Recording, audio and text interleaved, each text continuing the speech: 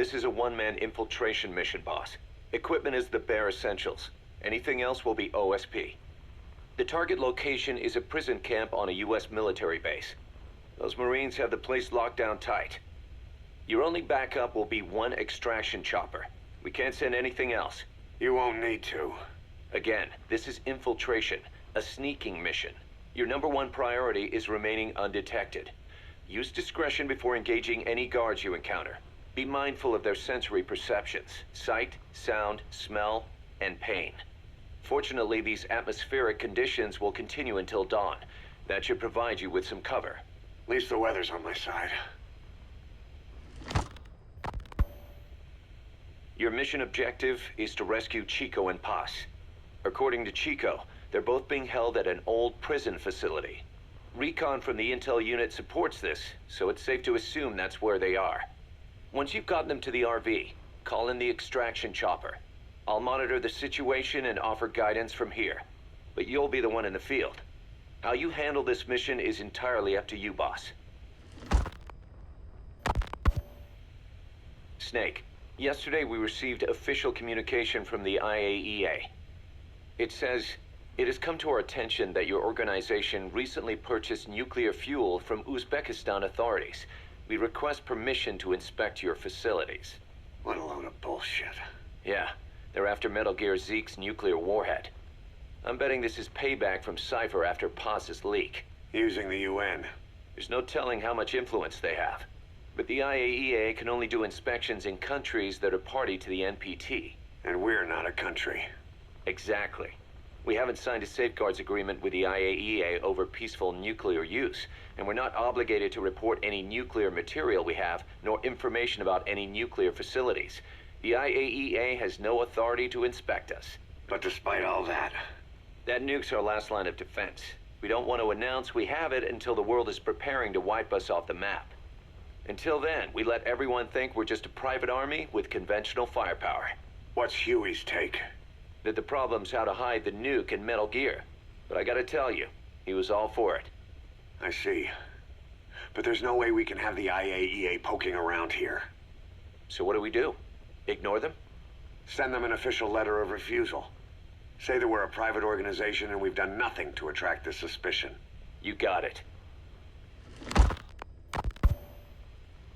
We finished Zeke's waterproofing reinforcement yesterday. The day after tomorrow, we'll be done installing the main depth control tank, the compressed air tank, and the attitude control propeller pod. Huey. If the underwater test goes well, next week we'll try the 300-foot seabed depth. Drop the act, Huey. How did we end up agreeing to the nuclear inspection? Because after you sent that letter, I told them. After careful reconsideration, we agree to your request. And frankly, we should be inspected. This is our chance. If they come and go without discovering the nuke, we can tell the world we're clean. Of course, it's risky, and we'll have to make sure everything's perfect, but it'll be worth it. Huey, can they do an inspection without going through the Board of Governors? We contacted the IAEA's admin branch, and they said there's no record of us being brought up at any of the board's meetings. I'd say probably a preliminary inspection to determine whether we should be referred to the board. So it's bound to be a small inspection team, and they won't be here that long. Don't worry, leave everything to me. Has the media gotten wind of this? Yeah, 2 major Western networks want to do stories on us. I planned on saying yes. What? You want to broadcast this place to the world? That's why I agreed to the inspection. This is a golden opportunity. We can use the media to prove to the world we don't have a nuke. Besides, even if we said no, it would just be delaying the inevitable. Kaz, our hands are tied now. Start getting the place ready. Thanks, boss. Don't get the wrong idea. You've set it up so that any more changes of heart will arouse suspicion, that's all.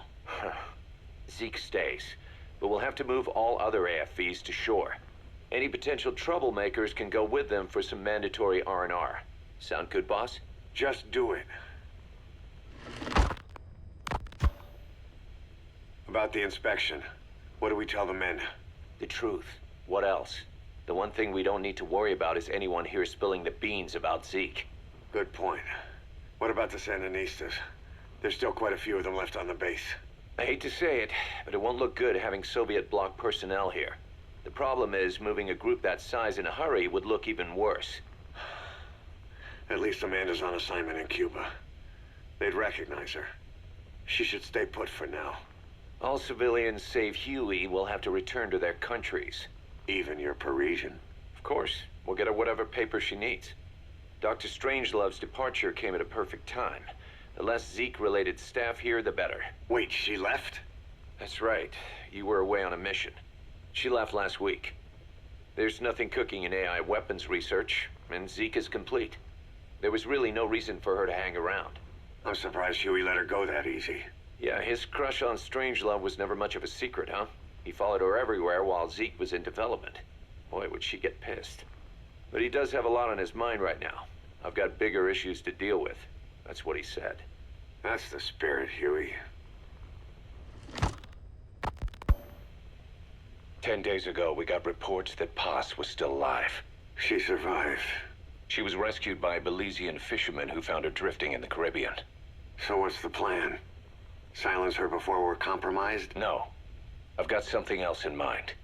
Our friends at Cypher suspect Paz could be a double agent. She's being held for interrogation at a camp on the southern tip of Cuba. Black site. Nice. A slice of American pie on communist soil, and out of U.S. legal jurisdiction. The upcoming inspection of Mother Base has to be connected somehow. The timing's too perfect. The UN's nuclear inspection. My guess is they're trying to corroborate Paz's leak. We're an army without a nation. Word of our capabilities gets out, and we'll have the whole world out to shut us down. Having an American private intelligence agency involved's bad news. Cypher's the ones who sent Paz to us in the first place. She knows their true nature. Right. Paz is our only link to Cypher. If she's still alive, we need her on our side. If not us, who else is gonna rescue that bitch? When do we do it? The inspection comes first. We'll deal with us afterwards. Do the men know? Word has started to spread. The information came from Cuba through Amanda. One of the base personnel used to belong to El Frente. I'll tell everyone we don't concern ourselves with the survival of enemy spies. We need them focused on the inspection. And if we get her back here and she isn't cooperative, there's still plenty of room for her in the ocean. Works for me. What about Chico? He had a chance to stop Paz from hijacking Zeke and he blew it. He's carried that guilt ever since. Kid really did care about her. Chico, it's hard to say how he'll react. Have Amanda call him out to Cuba. He shouldn't be here right now. Good idea. They haven't seen each other in a while. Little time with Big Sis and he'll forget all about you-know-who.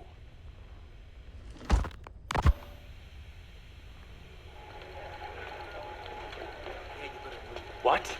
Still no sign of Chico? What's going on? It's Amanda in Cuba. Our resupply package arrived, but Chico wasn't with it. Relax, Amanda.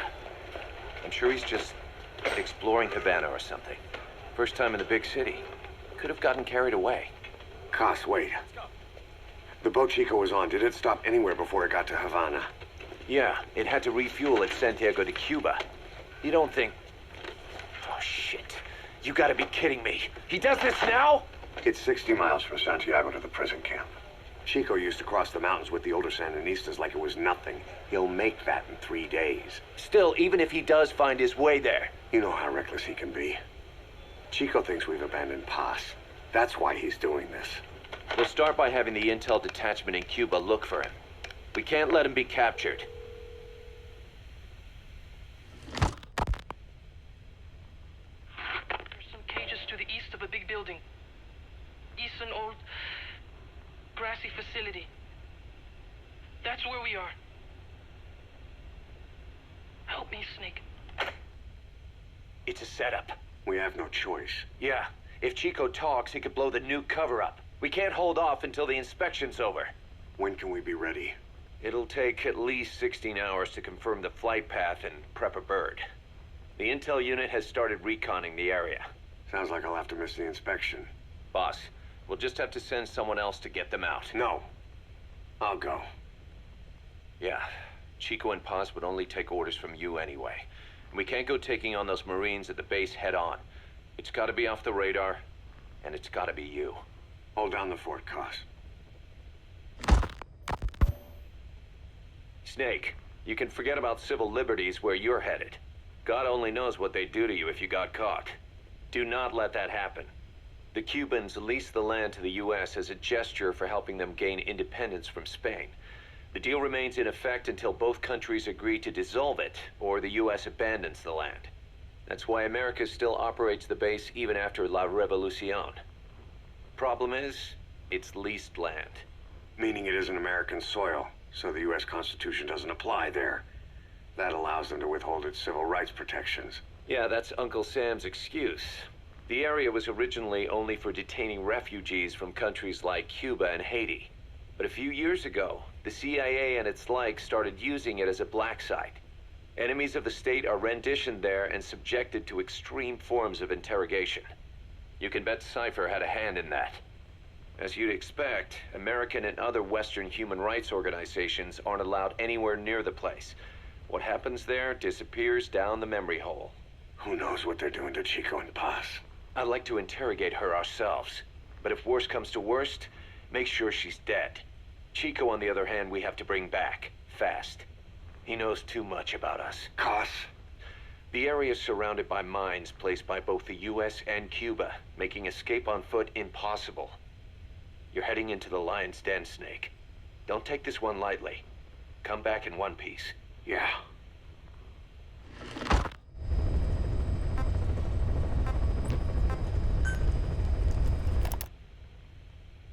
I heard about Paz's tapes. Yeah.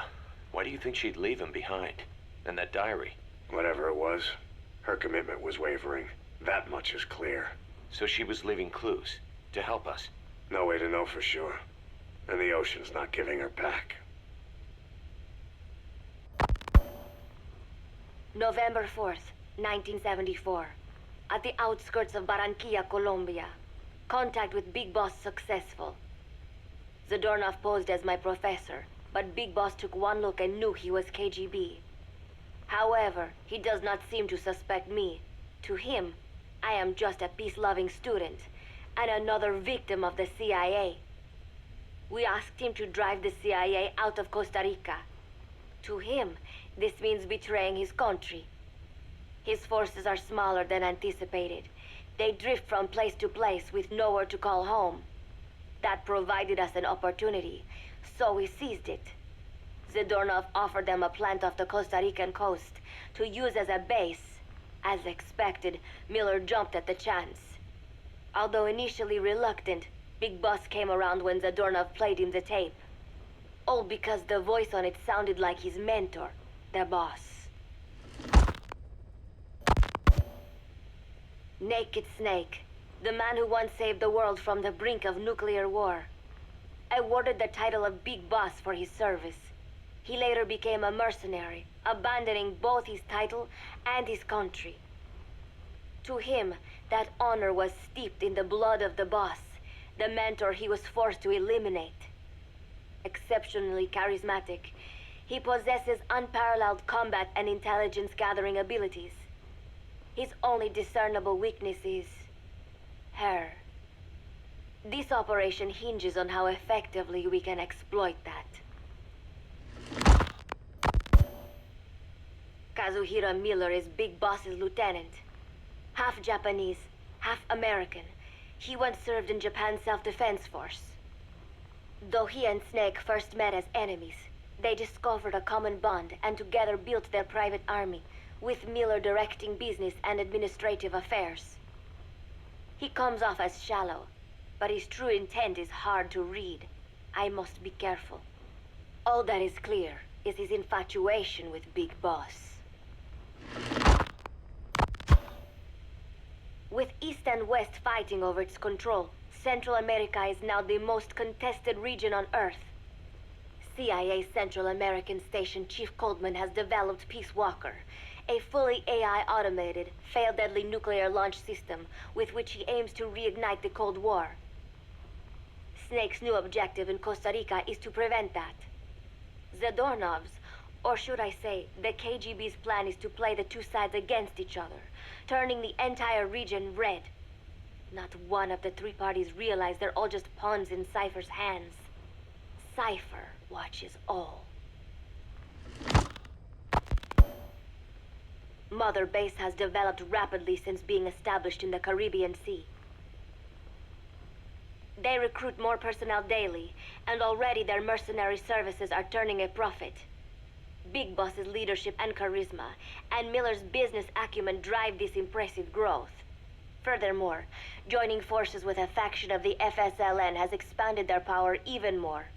They have even commenced their own weapons development program. All is proceeding according to Cypher's will. I could not be more pleased. Snake's pursuit of Peace Walker led him to an AI modeled after the boss's thought patterns. It was incomplete, but somewhat ironically, making contact with Snake was the necessary finishing touch. Meanwhile, the scientist behind Peace Walker's locomotive control, Huey, defected to Snake's army. His presence has greatly accelerated weapons development at Mother Base. I failed to anticipate Coldman's madness, but nuclear war was averted. However, this was only after the boss AI on board Peace Walker sank itself to the bottom of the lake in what could be likened to suicide. The boss laid down her gun, choosing to sing for peace instead, and Snake, himself a gun, parted ways with her. In doing so, he reclaimed the title he once abandoned. He is Big Boss. Zadornov has been detained. Since this leaves my cover identity without a guardian, the Mother Base staff has taken me in. I am now better placed than ever to monitor their internal affairs. Everything continues to unfold according to plan. The developer of the boss AI, Dr. Strangelove, has also come to Mother Base. With her and Huey's expertise, they can now develop a weapon capable of matching Peace Walker. Development on the bipedal weapon is now complete. They call it Metal Gear Zeke. It stands there like some sort of mystical guardian. The soldiers gaze on it with pride and reverence. Big Boss has elected to arm it with a nuclear weapon. As an army without a nation, they seem to feel the need for a deterrent against whatever the world might pit against them. It is a dangerous gambit. Why do such a thing? Their nuclear strategy differs from the Americans and the Soviet Union. The superpowers deter attack by revealing their nuclear arsenals to one another. Snake and his men know that if they were to go public with this, the whole world would unite against them. Business would dry up overnight. So they do not plan on revealing the nuke until necessary. This ace-in-the-hole approach is their idea of a nuclear strategy. Wielding a deterrent, all the while unable to reveal its existence. I wonder if Snake sees how vulnerable this makes them. Yes. Hijack Zeke? Yes, I did indicate that to be our leverage. But I cannot imagine his agreeing to that now. But did you not raise them to safeguard your governance without borders? No. I have not forgotten. Cypher watches all. Yes, things are proceeding, but modifying Zeke has not proven easy. I am using Zadornov to buy some time. No, I have not forgotten what you said. However, well, forgive me for asking, but this is you I am speaking to, isn't it, Cypher?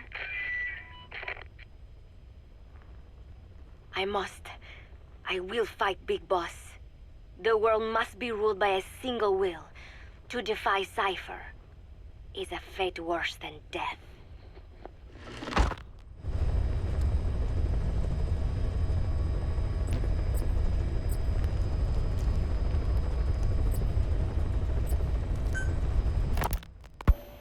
As of today, I will be living here at Mother Base. Now my real trial begins. Zadornov was paying my room, board, and tuition, but he has since been captured. I told the man that with no more money from the KGB, I could no longer afford school. He bought my story, and when I said I would be willing to work, he took pity on me and let me stay. For some reason, Miller really pled my case. That was helpful, but the man is still a fool. His men are no better. They think their training makes them strong, but that kind of strength is nothing in the face of true power. And better yet, they wait on me hand and foot, believing I am just a schoolgirl. Looks like I won't be working too hard after all. Just today, while scouting out the living quarters, I saw a group of them in the corner of the deck making a fuss. Going over for a look, I saw they were feeding a kitten. A bunch of grown hard men, and they're the ones acting like schoolgirls. Look, isn't he cute? What is wrong with them? Disgusted, I just nodded and smiled. I must stay in character after all. I indulged their chit-chat for a few moments. Then one of them asked me to give the thing a name. They had just taken it from its mother. I named it Nuke. I improvised some nonsense about how our compassion for living things can help prevent wars. The men gave me a little fish. I held it out in my palm and the kitten happily ate it up. What a pathetic, feeble creature. It sickens me. Today, Chico invited me to go fishing with the soldiers. I suppose finding one's own food does have its merit, but I prefer not to be involved in such a degrading task. And their prattling on about fishing being fun is nonsense. I'm not here to find playmates. Nevertheless, distasteful as it was, I went along in order to maintain my cover. Chico thrust a fishing pole into my hands, and we went up onto the deck where several soldiers had gathered. They welcomed us warmly. With so few women aboard Mother Base, I'm treated like a princess. No one suspects I am neither a teenager nor a student. It was nice and sunny, with a gentle breeze and waves. As I cast my line and waited for a bite, the soldiers began to ask me all sorts of questions. As always, I answered according to our predefined scenario, feigning a smile. As I sat there feeding them lies, the fish began to bite, and the soldiers began to focus on their prey. Chico had his bait stolen by a fish, and got so angry that he stood up and nearly fell into the sea. Everybody laughed. It almost made me want to join in too. At some point, I got a bite myself. The instant after I felt that first gentle tug, the fish yanked the line with astonishing strength, and I let out a cry of surprise. I thought he was going to be huge. It was my first time fishing, and I was a bit flustered, so the soldier beside me helped by supporting the pole from behind. "Reel it in," they shouted. I nodded, turning the handle as fast as I could. I wondered what kind of fish live below the surface, and thought back to the deep sea dives I had to do as part of training. Those were difficult days, but I remember finding the multicolored fish gliding through the water incredibly soothing. After a hard fight, I pulled it up. To my surprise, it wasn't even half a vara, rather anticlimactic. But I wasn't doing it for fun, so I wasn't the least bit disappointed. Nook was hovering nearby with an expectant look on his face, so I gave the fish to him. All in all, a thoroughly wasted day. Preparations are coming along nicely. No one suspects me of being the one to let Zadornov out of his cell. Today, Amanda and I taught Cecile how to make gallo pinto. It is a simple home-cooked dish consisting of black frijoles mixed with arroz. It is well known throughout Central America, not just in Costa Rica, so it is no surprise that a Nica like Amanda would be good at making it. But I was raised in the States from a very young age, and can hardly even remember my mother's gallo pinto. Having to make chit-chat with that clueless bird lover and the so-called revolutionary was excruciating. And, clueless or not, I will need to be especially careful around Cecile, the one who actually recorded that tape. Thankfully, Miller and his men seem to believe I mistook the tape I found for one my friend made. In any case, one can never be too careful.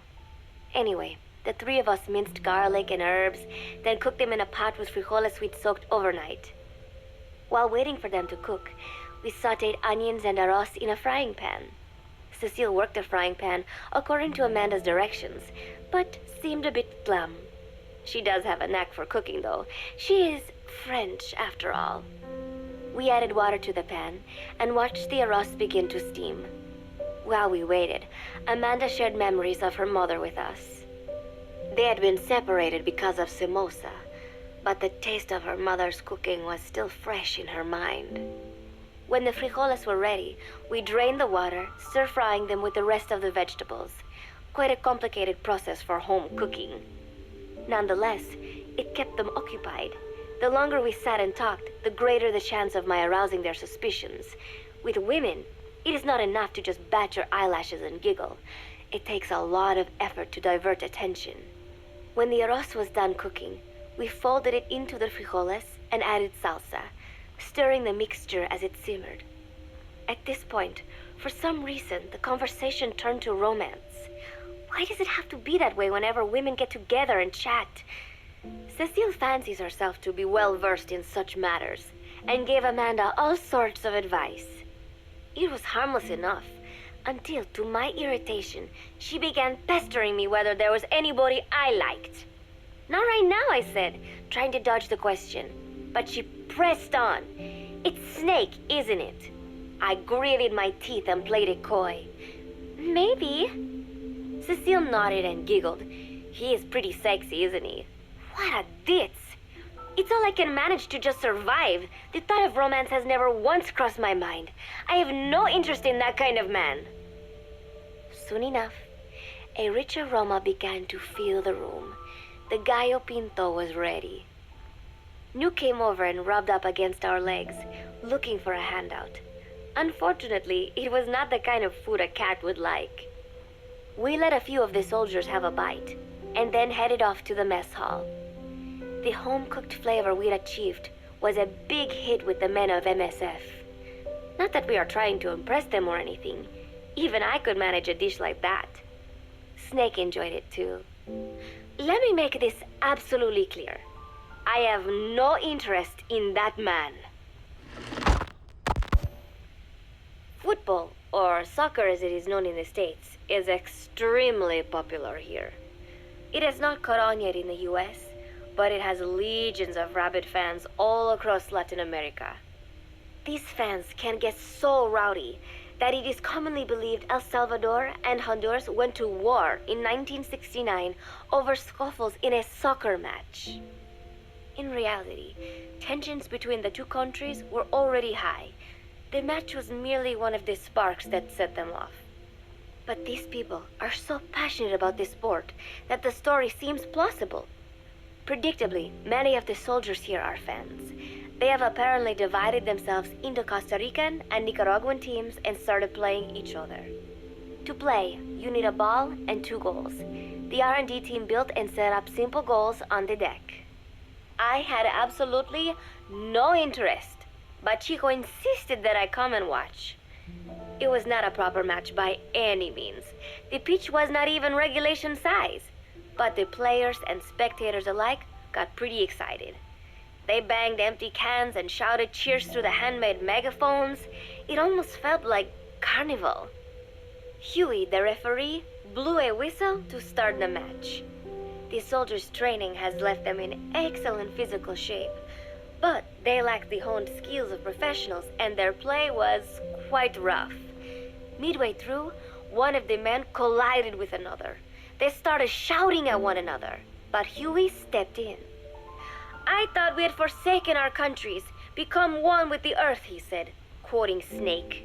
We are not competing for national pride here, and we are not fighting for the good of any one country. This is not a war. Soccer is a peaceful sport, am I right? The soldiers nodded. They know the pain of war, and they share Snake's vision. Perhaps that is why all this resonates with them. Team Costa Rica was down a man, and somehow I was picked to fill in. Costa Rica had the advantage up until that point. I suppose Huey wanted to keep it balanced. The soldiers agreed with Huey's call. Maybe the Costa Rican players felt an even matchup would be more fun, too. I could not be bothered to run at first, but chasing the ball out there in the hot sun, I was soon drenched in sweat.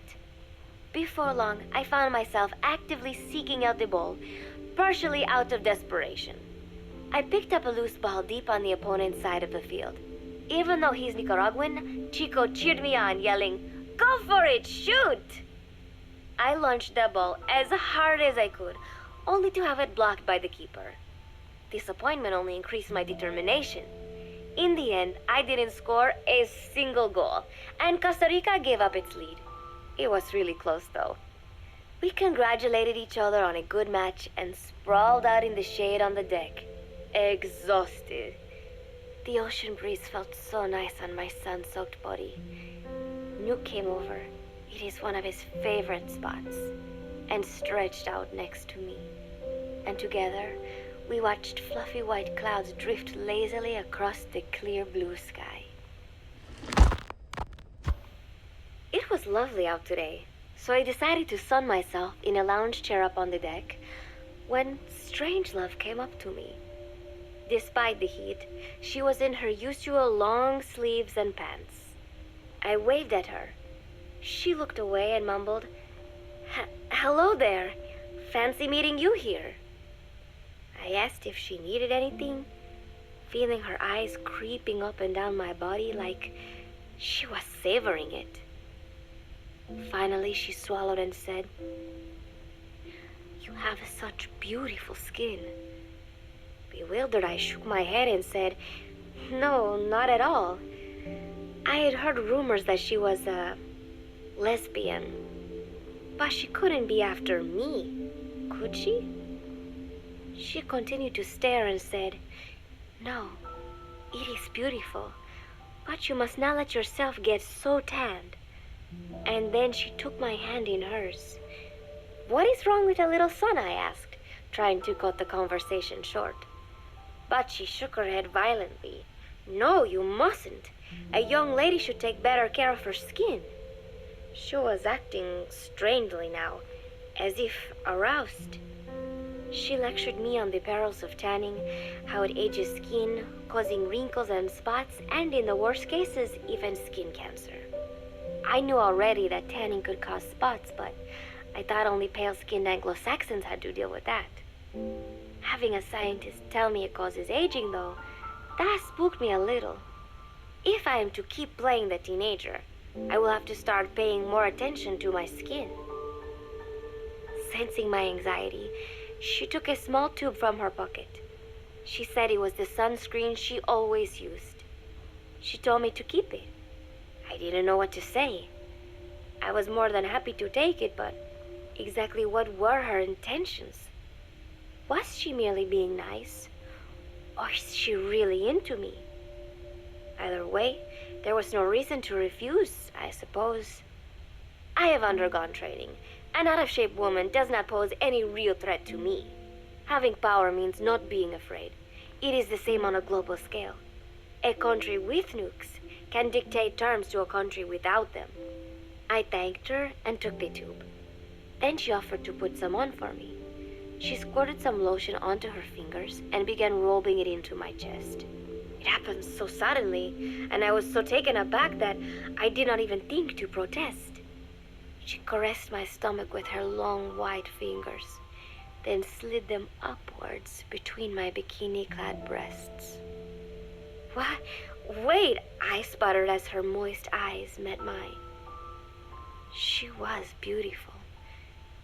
Somehow, I found myself captivated by this woman more than 10 years my elder. "Hold still," she whispered in my ear. I nodded silently, unable to refuse. My body went limp, motionless, as if in a trance. Gently, carefully, she rubbed the lotion all over my entire body. I shouldn't have enjoyed it, and yet I could not help myself. For a moment, I was spellbound. That woman is dangerous. I had better watch myself. Protecting one's health is an important part of any agent's job. But despite my best efforts, I have caught a cold. Now that I think about it, Mother Base's numbers are on the rise, with soldiers coming from all different places and backgrounds. It is no wonder then that sooner or later someone would bring in a virus. That said, what I have got is just a common cold. The medical team said I'd need a few days rest, so I've been restricted to my room and put on bed rest. I thought I'd gotten used to not having anyone around to relate to, but at times like these, being alone is just miserable. All I could do is lay there and stroke Nuke's back, trying to take my mind off how bad I felt. Nuke just sat there, not making a sound. But I did have visitors. Amanda and Chico, Huey, Cecile, Miller, and a few of the soldiers I've become relatively close to.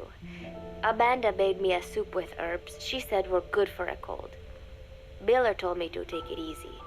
I will sing you a lullaby, he said, then broke out a guitar and sang some incomprehensible song in Japanese. I did not need to understand the lyrics to know he is an awful singer. Then he said, "You know what is good for a cold? Suppositories. Here, I'll show you."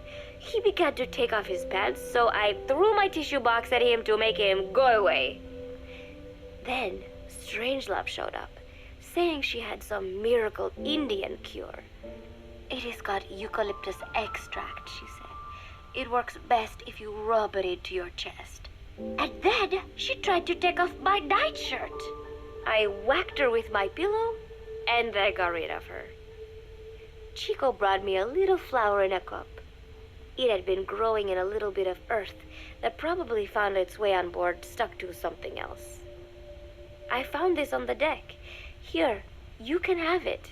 He tried to act nonchalant, but I am pretty sure he's got a crush on me. None of them understand. If they thought these little visits would cheer me up, they were wrong. Tonight, Snake himself came to my room.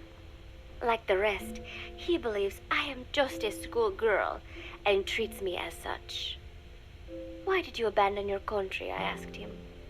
"Why create the MSF?" Of course, I knew the answers already, but I wanted to hear it from him. As I had imagined, he was not exactly forthcoming. All he would say is that his country abandoned him because all he could do was fight, and that is why he needed the MSF, because that is all he is any good for. Then he said, "Fighting is the only thing I understand, but that does not mean I have got a grudge against those who believe in peace. I am not one of them, and I do not believe in peace. Conflict is in man's nature. We fight our enemies in order to survive." Maybe we are not so different after all, he and I. But that is exactly why I'm going to have to kill him, or else he will have to kill me.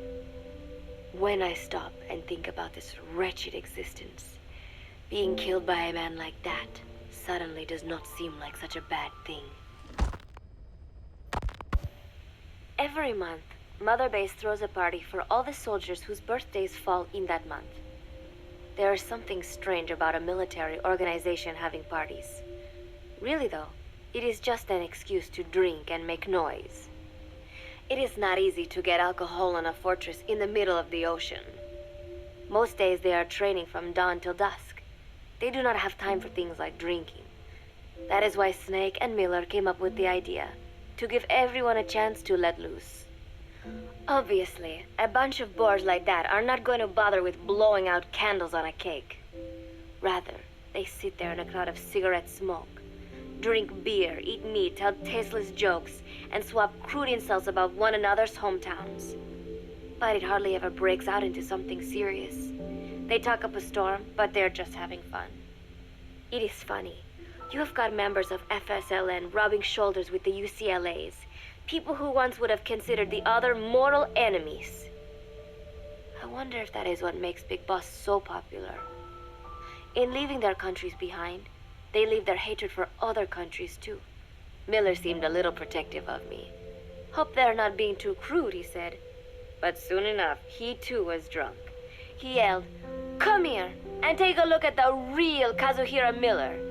Then dropped his pants and mooned everybody. The other soldiers burst out laughing. I have never seen such a crude, ridiculous party before. And yet, all these people, laughing and acting the fool. Is this what they call peace? For some reason, I began to think about all that has happened since I came here. Fishing with Chico, cooking with Amanda and Cecile, playing soccer, having visitors when I caught a cold. When I stop and think about it, my time here has been the most peaceful of my life. But that is about to end. I cannot imagine he will be willing to negotiate. It seems I am to fight the legendary Big Boss. I do not know if I'll be able to beat him. But if I have to choose between death and defying Cypher, I will gladly choose death. The thought of dying does not scare me. But if I disobey my orders, the fear and despair awaiting me will be far worse than anything I can imagine. It was Cypher who took me in as an orphan, gave me food and a place to live. His orders may have been unreasonable, but I will never repay my debt entirely. It seems I have no choice. I must fight this man. I must fight Snake. Do you know Miller, Snake's right-hand man? Apparently has got at least one serious weakness. He is an insatiable womanizer. He does not bother me, most likely because he considers teenagers off limits. But he has hit on every single one of the few female soldiers here at Mother Base. They ought to be telling him where to stick it, but end up falling for it so easily. I think some of it stems from the fact that he is actually not that bad looking. Anyway, today, that nasty habit got him in trouble. He and Snake got into one of their rare fights, and I was there to see it. They burst out of the showers, completely naked, trading punches. I am no child. The sight of a naked man does not make me blush. But this was something else. Maybe this'll teach you, Snake yelled as he slammed his fists into Miller's chest. I heard later that apparently he had been two-timing someone, and that same someone had gone to Snake with her troubles. As I see it, it is her own fault for letting herself be deceived like that. If she is too dumb to see through Miller's lies, then she got what she deserved. But this was not the first time it had happened, or the second, and Snake read Miller the riot act. Miller argued back, and what began as a shouting match turned into a fist fight. "You son of a bitch," Miller yelled as he swung. "Not bad," said Snake, smiling, "but not good enough." And then he was back on the offensive. They had already been at it pretty hard in the showers, and their bodies were covered with bruises. Both of these men had been trained for war, their bodies deadly weapons. They were each bleeding from a dozen places. All this from a fist fight. Even so, it was far less gruesome than if they had given it their all. It was obvious that one of them would be dead were they fighting for real. Miller took another swing, yelling, "Try this then!" Snake parried, then responded in kind. But I could tell he was not aiming for anything vital. "You are one tough bastard, boss," Miller muttered. A smile crept across his face as he caught his breath. And then they went right on fighting. Blood and sweat flew off their glistening bodies. It was combat without hatred or hostile intent. I had never seen violence like this before. And yet, it was more than just a friendly tussle. They were utilizing every technique they knew. It was not a sporting match. They were not playing by the rules. How could they keep this up? At last, the two men tired themselves out, and the bizarre scene came to an end. They looked at each other's battered bodies, and then burst out laughing, embracing and congratulating each other on a good fight. It all seemed so idiotic. I still cannot fathom such behavior. But somehow, I got the sense that for all his womanizing, Miller really only trusted one person, and that was Snake. There was no way I could ever come between the two of them. And at that thought, I began to feel as if I had lost. All of Mother Base is preparing for a festival. Since Snake and his soldiers spend so much time fighting, they are setting aside one day a year for peace and relaxation. I do not know all the details, but apparently that is what Snake and Miller decided. These soldiers love the idea, of course. There is so little fun to be had here that everybody looks forward to events like these. That is all well and good, but somehow I got roped into getting on stage. Come on, we even both have peace in our names, said Miller. And Zdarnov, that old Ruski's name, has something to do with peace too, right? Hey, as long as we're having a day of peace, we ought to get an act together. The Three-Piece Band. I thought he was joking. He then proceeded to share his idea without bothering to check with me. And now, I am slated to sing. Apparently, he had heard me on the deck one day, and since then he's wanted to form a band. Everybody's looking forward to it, so there is no way for me to back out now.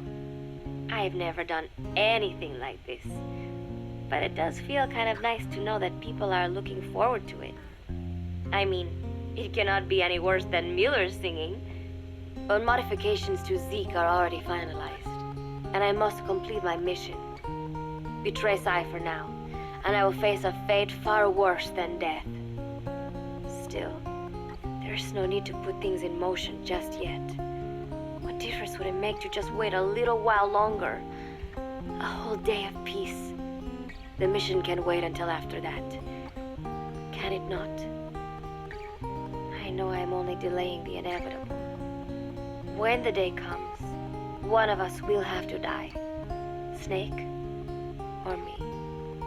But still, if I could just come up with some way to stall Cypher, at least until our day of peace.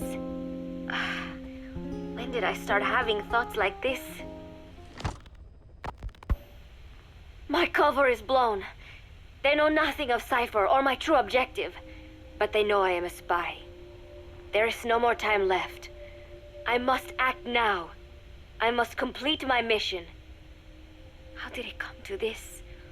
All I wanted was 3 more days. Just 3. Miller's already finished writing the song. It is called Love Deterrent. It is about a girl who cannot express her true feelings. I've been practicing. I am no pro, but I was pretty sure I would do a decent job. And now this. Cypher found out that Zeke was complete. He must have someone inside Mother Base besides me, spinning his tightly wound web of control, leaving no room for individual will. Typical. When they found out Zeke was complete, I was ordered to execute the operation immediately. If I was going to enjoy just one day of peace, I had to ensure the plan could not move forward. I tried to sabotage Zeke. I thought by damaging the drive system, they would have no choice but to delay their plans. I waited until midnight, and then snuck into the hangar. There would be trouble if it looked like sabotage. I selected one of the drive system's load-bearing parts and carefully worked to warp its shape. The leg's drive system requires a high degree of precision to operate. Even the smallest deviation would have done it. Then, Chico walked in. Maybe it was one of those nights where he could not sleep. In any case, he saw me, panicked, and took off running. It would have been easy to kill him, but I could not. I know he likes me. It is not as if I would ever have an interest in a child like him, but I could not pull the trigger. Not at him, not in the back. Will he tell them?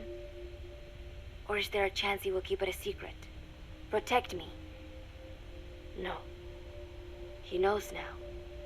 Knows I am not who he thought I was. He ran without even questioning what I was doing. There is no chance he does not know.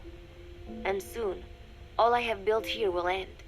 And if Cypher has another agent among them, if he finds out I tried to sabotage Zeke, this place will no longer be my heaven. Then it is settled. I make my move now. Chico walked in before my sabotage was complete, so Zeke should still be operational. It might not run at full speed or power, but I do not have time to fix that. Without Zeke, I do not have a chance in hell of winning. I must act fast before Chico sounds the alarm. I knew it would come to this. I just did not think it would be so soon. It is time, Zeke. Metal Gear Zeke. Activate.